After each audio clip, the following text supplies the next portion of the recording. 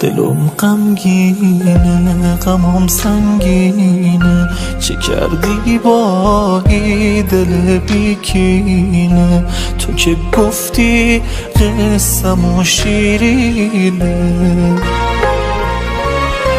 یه روزی آسون ولم کردی، ولم کردی، خونین دلم کردی.